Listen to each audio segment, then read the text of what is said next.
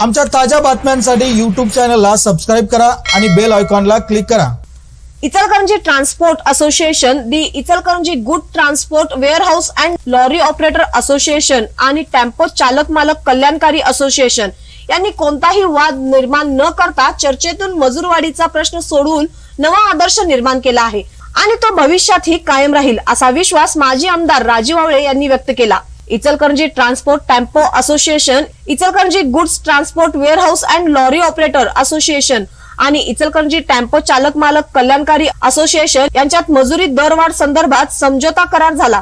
दरम्यान इचलकरंजी शहरात कोणतेही आंदोलनाचे शस्त्र न उचलत उभयंतांनी हा समझोता केल्याने व्यापारी वर्गात देखील समाधानाचे वातावरण आहे।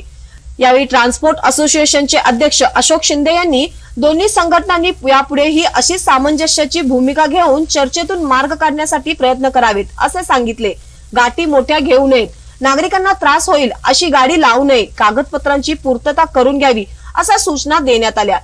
सेक्रेटरी जितेंद्र जानवेकर यांनी टेम्पो चालकांनी माथाडी योजनेशी संलग्न व्हावे, यासाठी लागेल ती मदत आपण करू, त्याद्वारे शासनाच्या विविध योजनांचा लाभ मिळू शकेल असे सांगितले। इचलकरंजीच्या इतिहासात प्रथमच अशी समझोता बैठक झाली असून एकमेकाला असे सहकार्य करत राहू।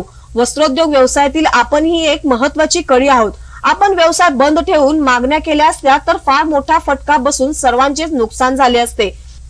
यावेळी टेम्पो चालक अध्यक्ष अब्राहम भोसले म्हणाले, महापूर आणि कोरोना संकटामुळे टेम्पो चालक मेटाकुटीला आला आहे। बँकेचे हप्ते भरण्यासह उदरनिर्वाह करताना अत्यंत अडचणींना सामोरे जावे लागत आहे। त्यामुळे आम्ही गाठीला 5 रुपये मजुरी वाढ देण्याची मागणी केली होती। त्यामध्ये दोन्ही बाजूंनी सामंजस्याने चर्चेतून मार्ग काढत 3 रुपयाची मजुरी वाढ जाहीर केली। उद्योजकांची कोरोना काळातील आर्थिक परिस्थिती पाहता त्यांनी दिलेली मजुरी वाढ मान्य असल्याचे सांगत आभार मानले। यावेळी भरतसिंग चौधरी, प्रदीप बहिरगुंडे, संजय पाटील सांगावे, सचिन जाधव, इसा कावळे, सातप्पा आदमापुरे, प्रभू कांकानकी, बळीराम मोरे, अनिकेत तानगुंडे यांच्यासह सर्व संघटनेचे पदाधिकारी सदस्य उपस्थित होते।